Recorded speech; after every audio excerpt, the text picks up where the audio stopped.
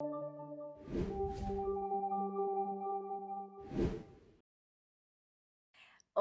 sean todas y todos bienvenidos a un diálogo más aquí en su Sala 4 TV. Les presentamos a continuación a nuestros invitados del día de hoy. Bienvenido. Muchas gracias, Pau. Bueno, mi nombre es Ángel Rubio. Yo me dedico a las artes escénicas, artes vivas, en contextos comunitarios y en condición de encierro. Mucho gusto y gracias por la invitación. Soy Roberto Razo, soy criminalista de profesión. También estoy en este tema de la administración pública, inmerso, maestrante en administración pública. Y me dedico a la organización territorial por parte del Partido Morena como enlace distrital. Bienvenidos los dos y bueno, ¿cómo ven la situación actual del sistema de justicia en México? Es indispensable cambiarlo, no solamente en una cuestión de forma, sino debe de ser algo sustancial. Es decir, que tengamos bien a tomar en consideración no solamente la rigidez de las leyes, sino también tomar en cuenta las personas como tal, como son las personas a las que se les administra justicia. No sé, ahí tú, ¿cómo ves esta situación? Me parece a mí preocupante desde una perspectiva, y lo pongo como puntualmente, desde una perspectiva abolicionista, que tiene que ver con el sistema de justicia está caduco, está obsoleto en distintos sentidos. Primero porque la justicia está basada en el que perpetúa una violencia, ¿no? Es decir, no hay una justicia restaurativa, y eso es importante dejarlo claro en el sentido de que cuando existe un crimen, el crimen no existe por sí solo, sino es un contexto social lo que posibilita el crimen.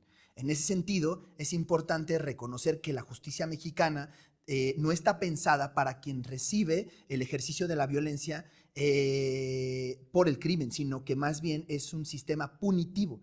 En ese sentido, es un sistema punitivo de castigo que solamente busca pensar en la persona que ejerce la violencia o el crimen en ese sentido, en sus diferentes posibilidades. Entonces ahí es como punitivismo y entonces se castiga a la persona y se olvida por completo de la persona que recibió el efecto de la violencia. En ese sentido comparto con el compañero que estamos muy atrasados en términos de justicia porque podríamos empezar a imaginar otros modelos de justicia y sobre todo pensar que lo que existe como justicia en términos carcelarios es solamente como el último eslabón de un sinfín de desigualdades sistémicas en términos educativos, políticos, económicos, de salud, que empiezan a orillar justo a la precariedad, ¿no?, social y después desemboca en la cárcel. Es que precisamente lo que comentas, únicamente se habilitan como políticas públicas criminales y únicamente es como una estadística. Se les toma como estadística, y no solamente hablando del sistema penal, sino también hablando de todas sus ramas de justicia, también justicia administrativa, justicia restaurativa, precisamente lo que estabas tocando. Se les considera como únicamente números, ¿no? Es como estadística. No sé, que cometió alguien una infracción administrativa y ya nada más es el número, pero ya no se va más a fondo. Ya no se genera como que dar otro resultado, ¿no? Y ya hablando específicamente en materia penal, si no se generan como estas políticas para reinsertar precisamente lo que enmarca lo que es justicia penal, reinsertar a esa persona que cometió este delito, ¿no? Únicamente es, bueno, tienes que pagar, tienes que estar encerrado y ya no nos ocupamos de tu persona como tal. No sé, más o menos es lo que debería de cambiar en esta parte, ¿no? De la transición de lo punitivo, precisamente nada más el castigo, pero no hay como que una reeducación, por así decirlo, ¿no? Entonces es complicado el sistema penal, o bueno, más bien el sistema de justicia en México, ¿no? Hablando en todas sus ramas, ¿no? Sí, porque justo un poco sumándole a lo que estás comentando, es que digamos que las instituciones deberían de vincularse justo para poder, para no pensar en una reeducación, sino más bien una educación desde temprana edad, ¿no? Es decir, porque pareciera que damos por hecho como que las personas que llegan a este sistema carcelario, creemos que por nuestra seguridad se encuentran ahí. Es decir, hemos incrementado unas listas, ¿no? De 100, 200, 300 personas, ¿no? Y vean cómo trabajamos, pero en realidad sigue siendo precaria la vida que antecede la cárcel, ¿no? Y en ese sentido, por eso es que es bien complejo hablar en términos de reinserción o de reeducación, porque más bien el pasito antes está en generar políticas educativas justo que de entrada incentiven a el cuidado colectivo, a los cuidados comunitarios, a relaciones desde una sensibilidad y desde un apoyo mutuo, donde las personas no alcancen este nivel punitivo que nos enseñan y que nos insertan en la psique desde que somos muy pequeños y pequeñas, ¿no? Es decir, vamos a la escuela y te dicen, te castigan, ¿no? Te ponen hasta el frente si alguien hizo algo malo, y entonces desde ahí empezamos justo a construir la idea del castigo, y entonces conforme vas creciendo, sabes esta idea del bien y del mal construido desde la moral, no sé, más o menos. Sí, claro, y sobre todo lo que se debe de cuidar con estas políticas públicas es precisamente recobrar esos valores, la ética, la moral. Pareciera que suena ilógico lo que menciona nuestro actual presidente, que la cuestión de moral es muy importante.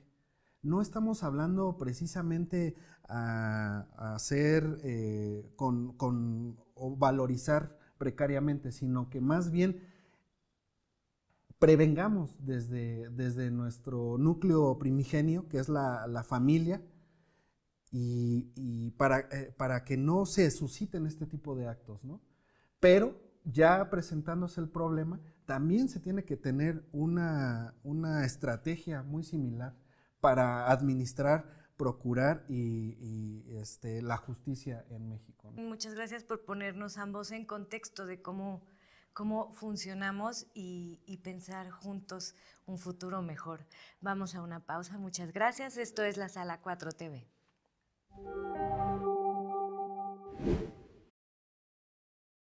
Estamos de vuelta aquí en la Sala 4 TV conversando sobre sistemas penitenciarios y sistema de justicia en México. Ángel, por favor, termina la idea del bloque anterior antes de que continuemos con la siguiente pregunta. Sí, muchas gracias. Bueno, en lo que nos quedamos hace un momento, como en términos, me llamó mucho la atención como pensar en cómo hay diferentes estructuras, ¿no? En términos educativos, ¿no? Como lo mencionaste tú hace rato, como uno que me parece que es muy importante, ¿no? Y en el cual coincido que tiene que ver con el núcleo familiar, ¿no? Pero justo a mí me parece que es importante reconocer que el núcleo familiar se encuentra de otros núcleos sociales, ¿no? En términos de dimensiones, ¿no? Hay un núcleo familiar, un núcleo barrial, un núcleo comunitario, un núcleo social, ¿no? Y entonces ahí la educación, digamos, que se va entretejiendo, ¿no? Y en ese sentido, ¿cómo podríamos pensar e imaginar otro tipo de formación, de educación, de construcción de lazos, ¿no? Desde otros lugares posibles en términos de relaciones sociales, ¿no? Entonces me parece que así es, por supuesto que es el núcleo familiar, pero no hay que olvidar, como todos los demás núcleos sociales, que el Estado ahí sí es importante que tenga su intervención para justo proveer y propiciar estos mejores entornos, ¿no? Claro, concuerdo totalmente contigo. Bueno, y actualmente, ¿cómo ven los esfuerzos que se están realizando hacia adentro del sistema penitenciario? Se ha avanzado, sí, sustancialmente, pero no de fondo, como lo había mencionado anteriormente, porque si bien ya ahora tenemos entes autónomos que supervisan la calidad, por así decirlo, dentro de los sistemas penitenciarios, hablando de derechos humanos, ellos están muy vigilantes de cómo es el trato hacia las personas recluidas, hablando de hombres, hablando de mujeres, pero en la cuestión administrativa sigue habiendo corrupción, sigue generándose conductas que no propician a una buena reeducación, a una buena reinserción social. Como retomando lo que tu idea anterior, hay que cuidar esas comunidades, ¿no? Hay que cuidar cómo se desarrollan, porque en vez de nosotros darles herramientas para una educación popular, se les está tratando meramente como un objeto, se está cosificando a las personas y se olvida totalmente de la esencia humana, ¿no? Entonces, sí está avanzando un poco, pero no conforme se debería de prevenir, ¿no? No hay como una prevención y siguen siendo objeto de, pues, ¿cómo se le llama? Se me fue la idea de reincidentes, ¿no? En vez de generar esta reeducación, ellos vuelven a ser reincidentes. Entonces, lo que está fallando es la estructura, considero yo. No sé, tú cómo veas. Sí, pues justo creo que uno de los más grandes problemas justo es la estructura, tal cual, en eso me parece, comparto, porque justo en esta búsqueda de la no reincidencia, más bien deberíamos de pensar en la búsqueda de que no se llegue a este espacio, ¿no? Es decir, pensar en la no reincidencia es un problema, porque entonces, por ejemplo, si pensamos que de repente en tal región geográfica del país ya no hay reincidencias, bueno, o sea, me pregunto yo si debemos de aplaudir que no haya reincidencias, pero que se multiplique la población. Es decir, estamos en una población, la población penitenciaria actualmente es hacinada, ¿no? Es decir, hay una sobrepoblación que en realidad lo que ya se dice como en el brevario cultural, es la escuela del crimen, ¿no? Es decir, porque justo el sistema penal, ¿no? Por eso, en términos de avances, me parece, yo creo que estamos estancados, ahí me parece que no hay un avance, me parece que estamos estancados porque al mismo tiempo las políticas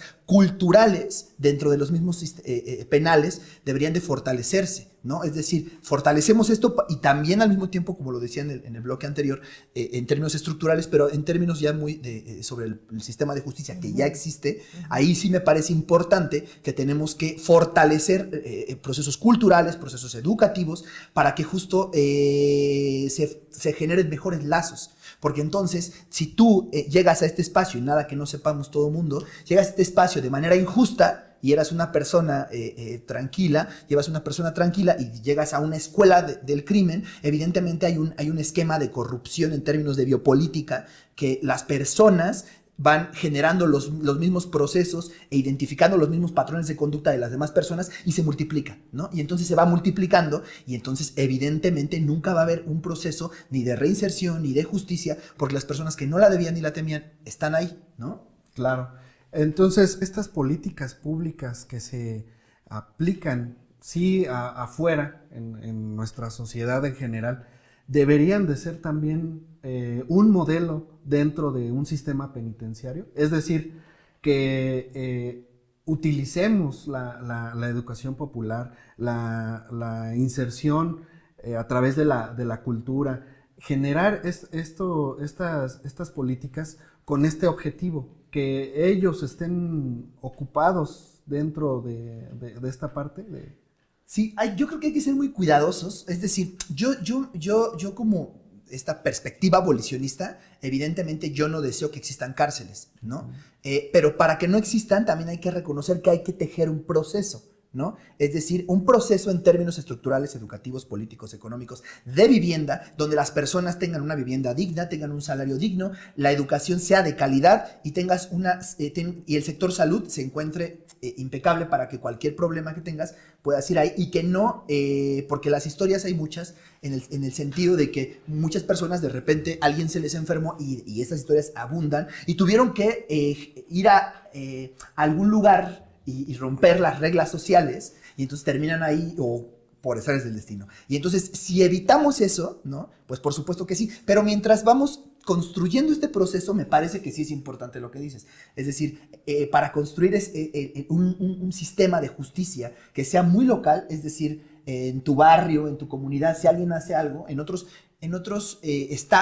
países y en comunidades de tradición de justicia en otro sentido, lo llegan a hacer, ¿no? Alguien hace algo que se encuentra fuera de la norma o de la ley de la comunidad, lo que pasa es que, bueno, tú hiciste esto, tú le robaste un borrego a tal familia, bueno, pues entonces vas a tener que trabajar para esa familia un año. Por poner un ejemplo, ¿no? Claro. En ese sentido, el sistema de justicia es comunitario. Se llegan a acuerdos conforme a la comunidad y entonces alguien que decide hacer eso dice, no, pues mejor no. O si lo llegan a hacer por X o Y, la justicia se ejerce dentro de una misma comunidad y no desde un sistema que dice, robaste o hiciste esto, vámonos, 2, 3, 5, 10 años y aplica parejo. Claro, coincido totalmente contigo que, bueno, ya más bien retomando esta parte, desde el propio Estado, desde esta propia estructura administrativa, es donde se ha generado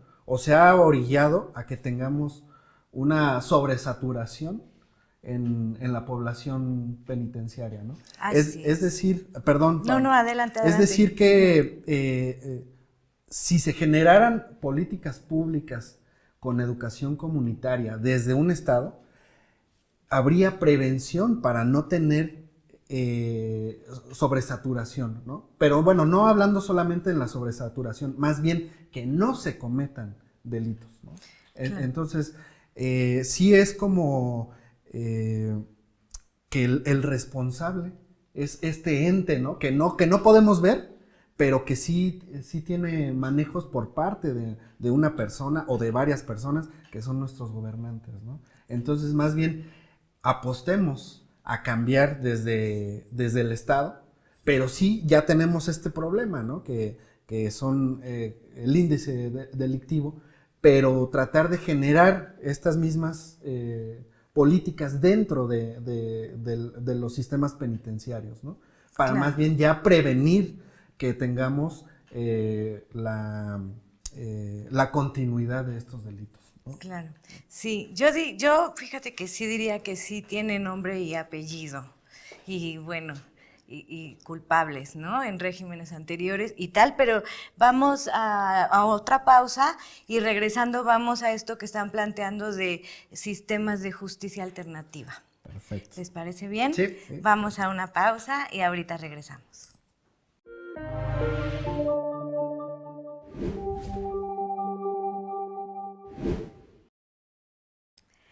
Continuamos aquí en LB conversando con Roberto Razo y Ángel Rubio. Hablando de justicia alternativa, ¿qué entiende cada uno de ustedes por ello?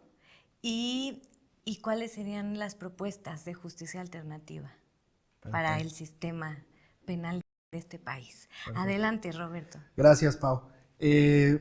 La justicia alternativa es un proceso alternativo, proceso transformador, y como cada proceso que viene a cambiar totalmente, siempre viene acompañado de etapas de crítica y de radicalismo, es decir, buscar totalmente una estrategia distinta a lo que convencionalmente conocemos.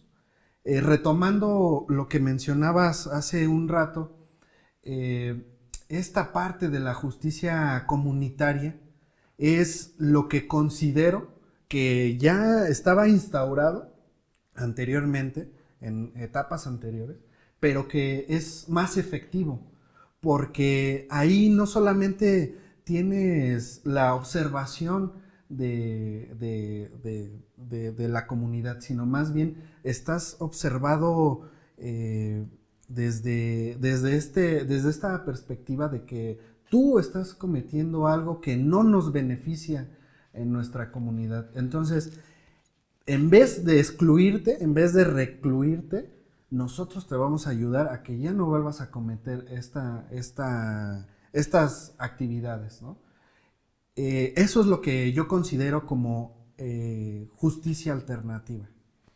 Sí, yo me voy a ir un poquito atrás. Si entendemos que el planeta Tierra tiene 40,000 millones de años, o no sé, seguro lo pueden googlear y lo podemos identificar, igual estoy mintiendo, el sistema de justicia en el cual estamos de manera global es un sistema muy nuevo, es decir, estamos hablando de más de aproximadamente 200 años, ¿no? Es decir, si comparamos los 200 años con los 40,000 años que se formó la Tierra y la evolución, es decir, han existido otros sistemas de justicia a lo largo de la historia, ¿no? Esto me parece importante dejarlo claro, porque en ese sentido han operado otras formas de entender la justicia, de entender las relaciones sociales, antes en otros países, en otros continentes, a lo largo de la historia, a diferencia de lo que se ha visto o muy generalizado en los últimos 200 años. ¿Qué quiero decir con esto? Que si pensamos en la justicia alternativa, en realidad no es que sea algo nuevo ni contemporáneo, sino que en realidad es algo que también está alojado en la historia y al mismo tiempo en muchas comunidades que lo siguen efectuando, ¿no? Es decir, es pensar en esta alteridad a la norma establecida en torno a la justicia, en torno a cómo vamos a llevar nuestras relaciones sociales, es decir, y asimismo pensar que el crimen como tal no existe, sino que es el contexto social lo que posibilita el crimen, ya sea crimen en menor grado o en máximo grado, ¿no? No sé.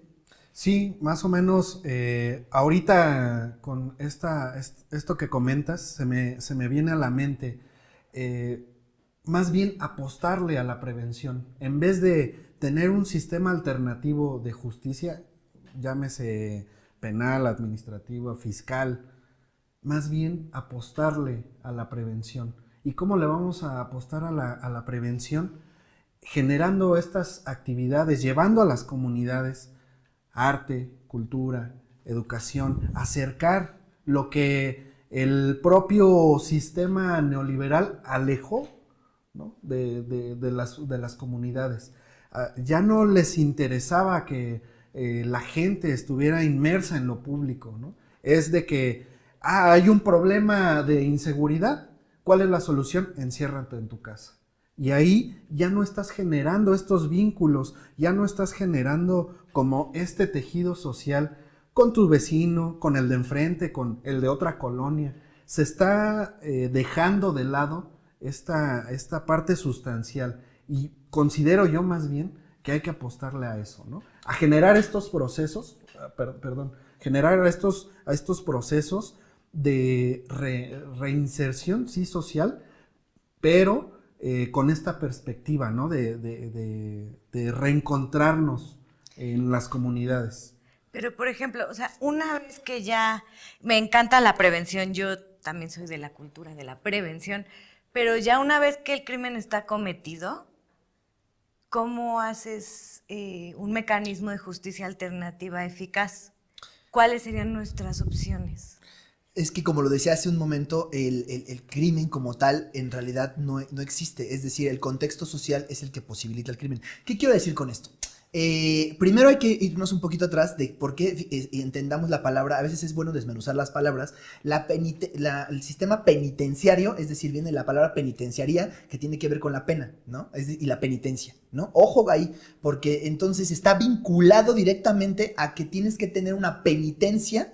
Es decir, desde el origen de la relación judeocristiana, sí, la penitencia en vida, sí, ¿no? Y entonces dices, bueno, espérate, claro, un momento. ¿Cómo vamos a...? O sea, es decir, hay un ejercicio de poder en términos de Estado que va a cobrarte la justicia en vida. O sea, la penitencia, ¿no? En ese sentido, hay que entender que cuando se posibilitan otros juegos de vida, otros roles de vida, educación, lo que ya hemos mencionado a lo largo de esta charla, el crimen clarísimamente se reduciría en altos porcentajes. Es decir, sería muy raro que pasara eso, porque entonces todo mundo tendría una educación desde la sensibilidad. Todo mundo tendría un pan que llevarse a la boca.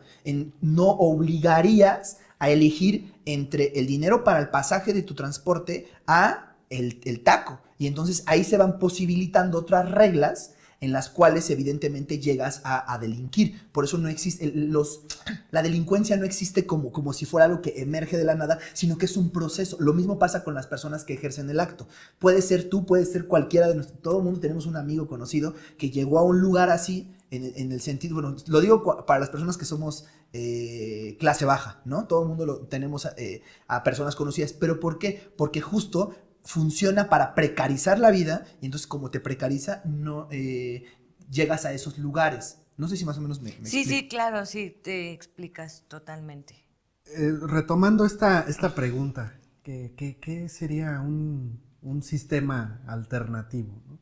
Sería precisamente romper con todo este contexto, lo que llamas la cuestión punitiva, sino que darle otro sentido, ¿no? O sea, cometiste algo que no se debe de hacer, pero ¿cuál es esa alternativa? ¿Cuál es la forma en la que le vamos a entrar en esta parte, ¿no? Pues es decir, como que estamos apostando a eliminar el ojo por ojo, diente por diente, ¿no? O sea, va por ahí, perdón, continúa. Sí, sí va por ahí, Ajá. porque al final hay políticas criminales muy, ¿cómo se le podría decir? Muy estrictas. Agresivas, muy violentas. Violentas, exacto. Por ejemplo, en el caso de Brasil hubo un tiempo que se implementaron estas políticas criminales en las favelas, precisamente, donde identificaban a los niños, a los adolescentes, a los jóvenes, que ya estaban sin hacer nada, sin educación, sin alguna actividad cultural, sin alguna actividad deportiva. Lo que preferían realizar es mandar un convoy secreto, capturarlos y asesinarlos. Esa era su política criminal. Entonces, eso no es una alternativa de justicia. Eso más bien es como ir erradicando, pero no podemos deshumanizarnos también en este tema penitenciario, o bueno, más bien en este tema de justicia. Al parecer, la mayoría de los administradores de justicia se deshumanizan y dejan totalmente de lado. Entonces, más bien es apostarle a generar estas escuelas de iniciación artística, escuelas de iniciación deportiva, y creo que eso más bien sería un modelo alternativo de justicia, pero entendiéndolo en términos preventivos. No sé si coincidan con esta. Sí, sí, yo solo que posibiliza, me parece que comparto, solo que también posibilitaría que una vez que hay educación artística, deportiva, cultural o en otros términos en donde se ejerza la sensibilidad, el apoyo mutuo, la solidaridad en los contextos comunitarios, ahí me parece que también después se tendrían que proveer espacios laborales para eso, porque de nada sirve que las personas, los niños, niñas, ahora puedas darles esto, pero si cuando vas a llegar a edad adulta no vas a poder ejercer. Y entonces ahí hay un problema porque de nada sirve todo el arte y la cultura si no hay posibilidades laborales. Y lo voy a vincular rápido con lo que comentaste al principio, que tiene que ver con lo de la justicia alternativa. Yo también creo que hay un problema de imaginación política. Es decir, pareciera como que nos traen a este mundo y entonces el mundo ya funciona como es y nos tenemos que montar al mundo como es. Es decir, en términos de relación con la justicia, parece que esas son las únicas formas que entendemos de justicia. No imaginamos qué otras cosas podrían ser. Como el ejemplo que ponía hace ratito, bueno, si agarraste un borrego que no era tuyo, bueno, vas a tener que trabajar un año, no sé, pero eso es importante dejar claro que eso es un acuerdo que será comunitario. En ese sentido, por eso es importante respetar los acuerdos comunitarios y las autonomías de diferentes comunidades, porque entonces si tú le dices la función social conforme a las instituciones es esta y la comunidad tiene ciertas lógicas que al mismo tiempo han sido creadas a lo largo de la historia, pues de repente romper estas lógicas autónomas, comunitarias, de repente sí hay un proceso invasivo.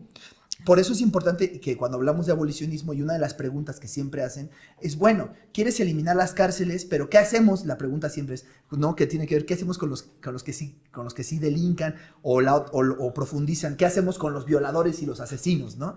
Y el problema es que seguimos pensando Este problema de un violador o de un asesino o asesino en serie tiene que ver con un problema psicológico, ¿no? Y entonces hay que atenderlo como tal. Hay que generar espacios. Si alguien llega a hacer algo en el sistema abolicionista, bueno, tendrá un acompañamiento psicológico desde la sensibilidad, evidentemente, para que no vuelva a hacer la misma acción que hizo. Y si lo vemos en el sistema penal mexicano, logramos ver que en términos de casos, menos del 8% son asesinos o violadores. Es decir, hay más de un 90% que tiene que ver con la propiedad privada y con daños a la salud, que ahora en el daños a la salud es importante hacer un énfasis porque tiene que ver con las drogas, ¿no? Y es decir, y ahí también tenemos que dar una vuelta, que también ya está en camino. Políticas públicas en salud. Por supuesto. Y ahí ya vamos caminando, que tiene que ver con la legalización de la marihuana, que es súper importante, porque de un lado empezamos a dar pasitos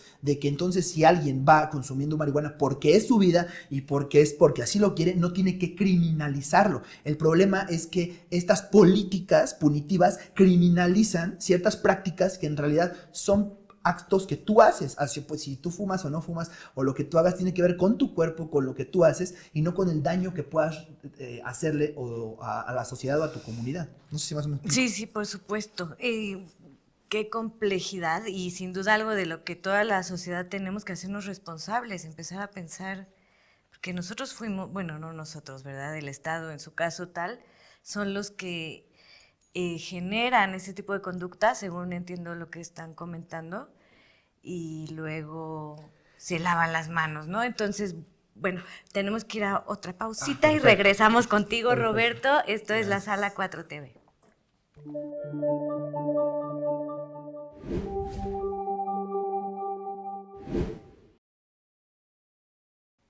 Nos encontramos en lo que de la charla de hoy aquí en la Sala 4TV. ¿Qué podemos hacer como ciudadanos para contribuir a tener un mejor sistema de justicia? Bien, Pau, muchas gracias de nuevo. Considero que como ciudadanos nos debemos de involucrar en las cuestiones públicas. Su mismo definición de público lo define, ¿no? Entrometernos en torno a nuestra comunidad.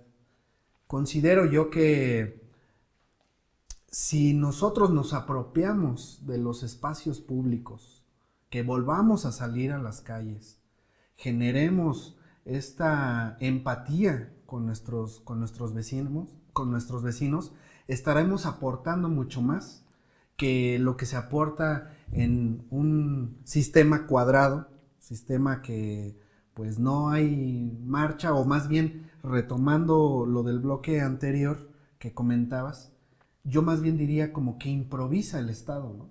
Porque los hechos y sucesos sociales nos rebasan a la misma sociedad. Entonces ya se genera un problema y se empieza como a analizar y tratar de ver cuál es la solución para darle. Pero lo más fácil para el Estado es ser punible, es ser castigador. Pero no se le apuesta más bien a que desde las bases o desde la responsabilidad, la autocrítica, tanto individual y colectiva, sería apropiarnos de nuevo de nuestras calles, ¿no? Es lo que mencionaba anteriormente. Ya hay un problema de delincuencia que te dicen, pues mejor enciérrate en tu casa, ¿no? Llega de trabajar, llega de estudiar y enciérrate, y tú ya. Pero también apostarle a eso, ¿no? No sé.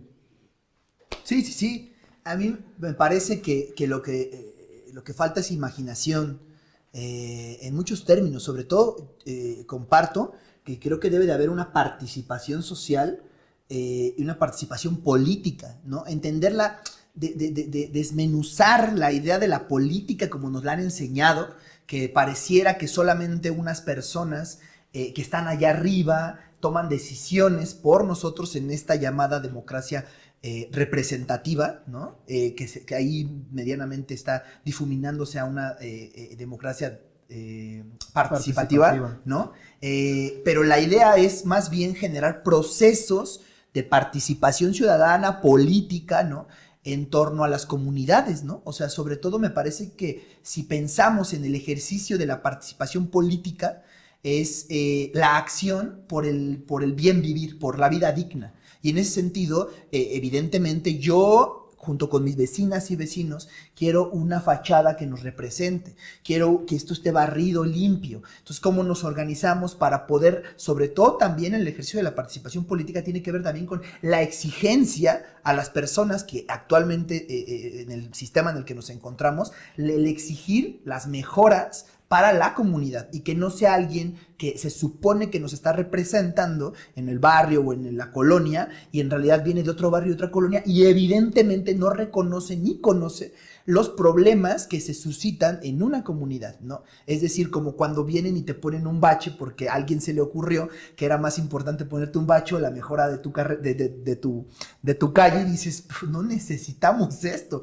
sino que lo que necesitamos, escúchenos solamente. Y en este ejercicio de participación tiene que ver con la escucha también de las personas que actualmente se encuentran en estos espacios. Y cuando hablo de imaginación política, me refiero a que pareciera que la imaginación es algo que también nos han arrebatado a lo largo de la vida, ¿no? Poco a poco te van diciendo, mundo no es así, ya acóplate, ¿para qué le buscas? Ni le busques, la cosa es así, ya ni le muevas. En ese sentido me parece importante a las nuevas generaciones sí insertar una idea de que el mundo no es como es, sino que lo vamos transformando en tanto que lo habitamos. Entonces ahí me parece que es por donde yo lo estaría llevando. Coincido totalmente. Sería una alternativa generar foros, pero que, pues bueno, la mayoría de los ciudadanos se involucren para que precisamente exista esta lluvia de ideas, esta formación de criterios para consultarles y decirles qué es lo que ustedes consideran que debería de ser mejor, ¿no? Esta participación, o más bien democracia participativa, que ya estamos dando esos cimientos, ¿no? Y que vamos hacia allá, y que es lo más importante, ¿no? Sí, yo le quería sumar justo que, por supuesto que es incentivar en foros, ¿no? Incentivar en encuentros, en charlas, en diálogos, por supuesto, pero que también ya las comunidades que han estado organizadas por diferentes siglos también la escuchan, ¿no? Me parece, por poner un ejemplo muy claro, específico y al mismo tiempo sirve para redondear la idea, por ejemplo, la minería, ¿no? Es decir, hay comunidades que dicen, aquí no, porque lo que están haciendo es un extractivismo, y en ese sentido conozco varios casos de comunidades que se han organizado en defensa del territorio, que es no porque si no contaminas los ríos, cambias por completo las lógicas de la comunidad, ¿no? Y entonces, y que justo eso tenga que subir al Tribunal de Justicia y decir, pues lo vamos a revisar el caso, es como, a ver, momento, la comunidad está diciendo toda, y además acompañada de personas que sean, que son especialistas en el tema, se acompañan para decir, aquí no, porque nosotras es lo que nosotras hacemos posibilidad en el cuidado del territorio de 40,000 millones de años, ¿no? Y entonces decir, no, pues deja que la Suprema Corte decida, es ahí a donde decía hace ratito. Es decir, una vez más pareciera que la justicia es vertical, y si allá dicen, no, sí va a entrar la minería, y es como, bueno, ¿dónde quedó la escucha, no? Y esto no es de ahora, esto estamos, como tú lo comentabas, esto viene unas décadas arrastrando. Y precisamente es eso, ¿no? Encontrar el yolotl, el corazón de la comunidad, no solamente el espacio físico donde se congrega la ciudadanía, sino encontrar cuáles son los puntos de convergencia o los puntos de interés de una comunidad. Porque yo lo comentaba, de donde vengo, de Tlalnepantla, hay 19 pueblos originarios, y cada pueblo tiene su idiosincrasia, o cuál es lo que a ellos les genera identidad comunitaria. Precisamente retomando este ejemplo que decías de lo de la minería, aquí no, porque nos va a llevar contaminación ambiental, ¿no? Y eso es lo que ellos defienden, y entonces hay que generar estos procesos de identificación en las comunidades, y esto es lo que nos va a ayudar a la prevención dentro de esa comunidad.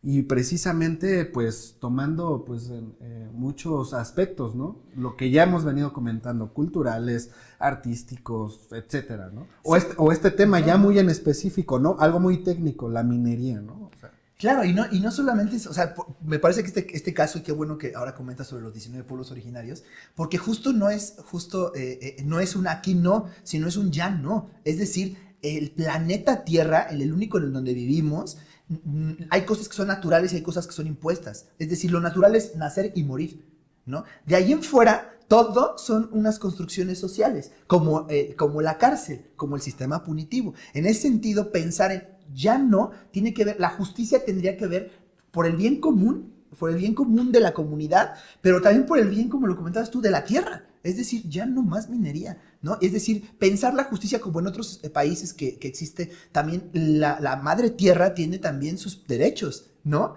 Es decir, se le considera como un individuo o individua, ¿no? Y en ese sentido, ¿cómo no nos atrevemos a pensar en que también la tierra tiene su propia vida y al mismo tiempo tenemos que defenderla porque es la casa de todos y de todas? O sea, no solamente es una justicia para los seres humanos, sino es una justicia para, por ejemplo, la caza en los bosques, ¿no? La pesca de animales que están en peligro de extinción, el despojo de la tierra, ¿no? El extractivismo, todos esos malestares de los cuales hace ratito hablabas tú. Por supuesto que hay que erradicarlos, pues, para mantener una vida digna, una vida en común y al mismo tiempo defender el lugar donde estamos y habitando. precisamente, bueno, la ONU no coincido que sea un órgano que realmente apueste a este tema, pero bueno, el derecho humano para vivir en un espacio sano, libre, un medio ambiente libre y sano, está totalmente separado de todos los demás derechos humanos. Lo tienen como que en una esferita, precisamente con esto que hablabas, ¿no? Que la misma tierra tiene su derecho, se considera como, pues, un ser vivo, ¿no? Tal Sí, cual. pues es el antropoceno, pues, ¿no? Donde pareciera que solamente el ser humano es el centro del foco de atención de la vida, ¿no? Y decía por ahí leía un texto hace un tiempo que hablaba sobre, tampoco es el antropoceno, sino que pasan ahora al capitaloceno. Es decir, si en 2000 años, si nos ponemos en términos de imaginación, si en 2000 años llegan unos seres extraterrestres a este planeta y dicen, ¿quién se acabó el mundo? Van a decir los seres humanos, y no solamente son los seres humanos. Por eso se piensa el capitaloceno,